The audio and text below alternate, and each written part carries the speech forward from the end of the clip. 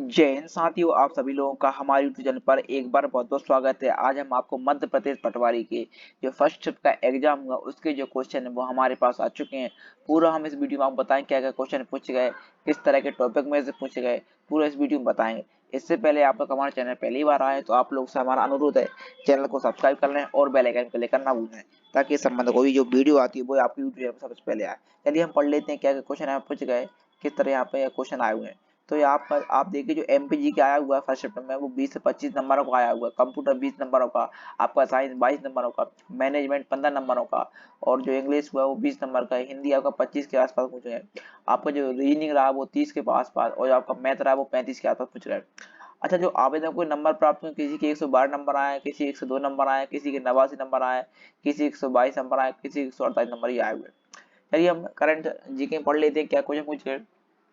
तो यहाँ पे देखिए पहला क्वेश्चन पूछ गया है, बॉलीवुड गायिका पलक मुच्छल का संबंध मध्य प्रदेश के किस शहर से है।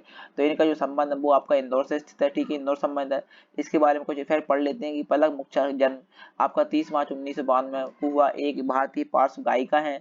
वे और उनके छोटे भाई पलक मुच्छल भारत तथा विदेशों में सार्वजनिक मंच पर गाने गाकर हृदय पीड़ित छोटे बच्चों के इलाज के लिए चंदे इकट्ठे करते हैं। उन्होंने मई 2013 तक पढ़ाई करोड़ 2.5 करोड़ रुपए का चंदा इकट्ठा कर 572 बच्चों की जान बचाने का वित्तीय सहायता प्रदान की है।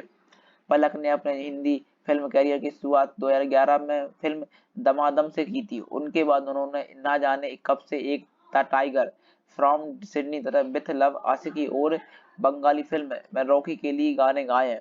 परंतु पलक को हिंदी सिनेमा में कामयाबी फिल्म एक द टाइगर और आशिकी से मिली है। तो इससे कोई भी क्वेश्चन आते हैं तो आप लोग पढ़ के जाए ताकि आप लोग को इसमें मिल सके। नेक्स्ट क्वेश्चन पूछा गया हमसे यहाँ से कि किशोर कुमार पुरस्कार किसे दिया जाता है। तो आपको जो किशोर कुमार पुरस्कार वो अभिनेताओं को, गायकों को, निर्देशकों को या पार्श्व गायकों को दिया जाता है। यहाँ कुछ पढ़ लेते हैं कि मध्य प्रदेश शासन का सांस्कृतिक विकास विभाग हर साल भारतीय फिल्म क्षेत्र की विभिन्न विधाओं में काम करने वाले कलाकारों को राष्ट्रीय किशोर पुरस्कार यहाँ से अलंकार से सम्मानित करता है। अब ये देखिए साल 2019 में यह अवार्ड अशोक मिश्रा को दिया गया था। तो यदि क्वेश्चन पूछ सकते हैं कि भाई जो आपका किशोर कुमार पुरस्कार है वो 19 में किसे दिया गया था, यही तो अशोक मिश्रा को दिया गया था।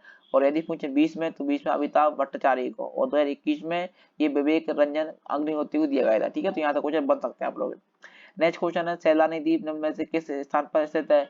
तो आपका ये ओमकालेश्वर खंडवा में स्थित है। इसके इफेक्ट पढ़ लेते हैं। सैलानी द्वीप ओमकालेश्वर में स्थित है। ओमकालेश्वर एक हिंदू मंदिर है जो भगवान शिव को यहाँ पर समर्पित है। यह भारतीय राज्य मध्य प्रदेश में खंडवा में स्थित है। सैलानी रिसोर्ट मध्य प्रदेश पर्यटन विकास ओमकालेश्वर है। नेक्स्ट क्वेश्चन आया था, जिज्ञासा आपका राजपूत किस खेल से संबंधित है। तो आपको ये बॉक्सिंग से संबंधित है ये वाला, ठीक है। इसके इफेक्ट पढ़ लेते हैं। जिज्ञासा मध्य प्रदेश मार्शल आर्ट्स मुक्केबाजी अकादमी खिलाड़ी हैं। वह अभी तक 2 सीनियर नेशनल मेडल और all India university silver medal अपने नाम कर चुकी हैं। ठीक है, नेक्स्ट क्वेश्चन हमारा यहाँ पढ़ लेते हैं कि विश्व मित्र पुरस्कार किस क्षेत्र में दिया जाता है। तो आपका जो विश्व मित्र पुरस्कार है वो खेल और सेवाओं के लिए कोचों में दिया जाता है। इसके इफेक्ट है कि विश्व मित्र खेल पुरस्कार अपने पूरे जीवन काल में खेलों से में सेवाओं के लिए कोच को दिया जाता है। विश्व मित्र पुरस्कार कोचों को खेल में उनके योगदान के लिए दिया जाता है। विजेताओं को पुरस्कार राशि 2 लाख रुपए इसमें दी जाती है। ठीक है, नेक्स्ट क्वेश्चन है, सतपुड़ा राष्ट्रीय उद्यान कहाँ है। तो आपका जो सतपुड़ा राष्ट्रीय उद्यान है वो आपको होशंगाबाद में। इससे पहले हमने एक वीडियो बना दी है, आप वो वीडियो देख लें। जितने भी अपने जो मध्य प्रदेश के जो 12 राष्ट्रीय उद्यान उसकी हमने पूरी बना दी, कल हमने बताया था, उसी में से क्वेश्चन आज आया हुआ है। ठीक है, तो यहाँ पढ़ लेते हैं। राष्ट्रीय उद्यान मध्य प्रदेश में होशंगाबाद जिले में स्थित है। राष्ट्रीय उद्यान की स्थापना 1983 में की गई थी। यह राष्ट्रीय उद्यान 525 वर्ग किलोमीटर फैला हुआ है। इस राष्ट्रीय उद्यान में अधिक संख्या में कृष्ण मृग पाए जाते हैं। नेक्स्ट है, कृष्ण मृग काला हिरणों की एक प्रजाति है, ठीक है ना, जिसे भारतीय एलिफेंट भी कहा जाता है। तो ये क्वेश्चन हमने कल बताए थे, वही क्वेश्चन आज आए हुए हैं। नेक्स्ट है सतपुड़ा राष्ट्रीय उद्यान के बारे में। तो ये 1983 में इसका स्थापना हुई थी और इसका 525 वर्ग किलोमीटर फैला हुआ है। नेक्स्ट क्वेश्चन था, खिलाड़ी को कौन सा पुरस्कार दिया जाता है। एक तरह क्वेश्चन आया था एक, और एक क्वेश्चन आता है, मध्य प्रदेश में शिशु मृत्यु दर कितनी है। तो मध्य प्रदेश में जो शिशु मृत्यु दर है, ठीक है ना, वो है, वो बताइए था, वो आपकी 43, ठीक है, कितनी आपकी 43 यहाँ तो सैंपल राष्ट्रीय सिस्टम की रिपोर्ट में मध्य प्रदेश शिशु मृत्यु दर सबसे ज्यादा है।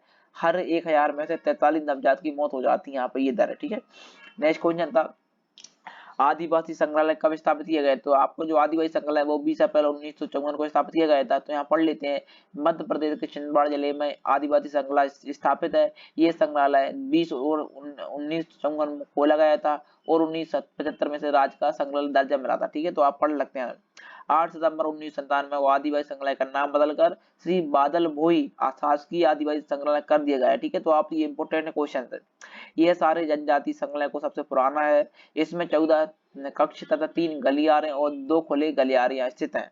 इसकी कुल संख्या, यदि कुल संख्या पूछे तो आपकी, ठीक है ना, 2200 है। संग्रहालय में विशेष जनजाति को पृथक केशों से मॉडल यहाँ पर मानचित्र प्रदर्शित किए गए। ठीक है, नेक्स्ट क्वेश्चन है आपका, हाल ही में हाइड्रोजन फ्यूज का उद्घाटन किया गया, यह किसके अधीन आता है? तो आपका ये केंद्रीय सड़क परिवहन और राजमार्ग मंत्रालय के अंतर्गत आता है। नेक्स्ट क्वेश्चन है, सतपुड़ा सरणी किन दो नदियों के बीच विभाजन कार्य करती है? तो हमने संबंध कल क्वेश्चन बताया था, वो यहाँ पर क्वेश्चन पूछा गया है। तो ये आपका जो दो नदियों के बीच विभाजन करती है, एक तो नर्मदा नदी और एक दूसरी ताप्ती नदी। यहाँ पे पढ़ लेते हैं, सतपुड़ा भारत के मध्य भाग में स्थित एक पर्वतमाला है। सतपुड़ा पर्वत श्रेणी नर्मदा और ताप्ती की दरार घाटियों के बीच राजपीपला महापहाड़, ठीक है, पहाड़ी महादेव पहाड़ी एवं मैकस श्रेणी के रूप में पश्चिम पूर्व की ओर विस्तृत है। पूर्व में इसका विस्तार छोटा नागपुर पठार तक हुआ। यह पर्वत श्रेणी एक ब्लॉक पर्वत है जो मुख्य ग्रेनाइट एवं बेसाल्ट चट्टानों से बनी हुई है। इस पर्वत श्रेणी की सर्वोच्च चोटी धूपगढ़ जो 1350 मीटर है, जो एक महादेव पर्वत पर स्थित है। सतपुड़ा रेंज के मैकर पर्वत में स्थित अमरकंटक पठार से नर्मदा और सोन नदियों का उद्गम स्थल हुआ है। नेक्स्ट क्वेश्चन पढ़ लेते हैं, मध्य प्रदेश में कहां से शैलचित्र प्रसिद्ध है? तो मैं बता देता हूँ आपको, जो शैलचित्र है वो भीमबेटका में स्थित है। नेक्स्ट क्वेश्चन है, मध्य प्रदेश के किस मंदिर का निर्माण सप्तरथ शैली में किया गया है? तो ये कंदरिया महादेव मंदिर है, इसका निर्माण सप्तरथ शैली में किया गया है। ठीक है, नेक्स्ट क्वेश्चन है, आगरा के ताजमहल के निर्माण से पहले मध्य प्रदेश में किस स्थान पर ताजमहल के लिए चुनना प्रस्तावित गया था? तो ये बुरहानपुर में यहाँ बनने की तैयारी चल रही है।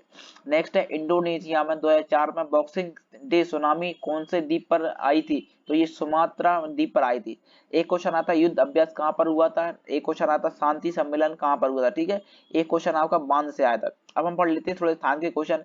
एक क्वेश्चन मानव रोग से पूछा गया था, वहां के क्वेश्चन बिलियन से पूछा गया था, एक अणुओं की संख्या से पूछा गया था, और एक नमक का सूत्र पूछा। तो नमक का सूत्र होता है NaCl। ठीक है, नेक्स्ट क्वेश्चन, सोडियम क्लोराइड का रासायनिक सूत्र ये पूछा गया था, और एक सीधा आभासी प्रतिबिंब कैसे बनता है, ये क्वेश्चन पूछा गया। ठीक है, इसके पश्चात एक कोशिका से क्वेश्चन आया था, एक धातु से क्वेश्चन आया था, एक तत्व से आया था, एक विद्युत से आया था। ठीक है, और आपका एक अवतल और उत्तल लेंस से आया था, ठोस द्रव्य गैस से आया था, और एक पूछा गया था, इलेक्ट्रॉन बदल नाभिक व्यास से कितना बड़ा होता है?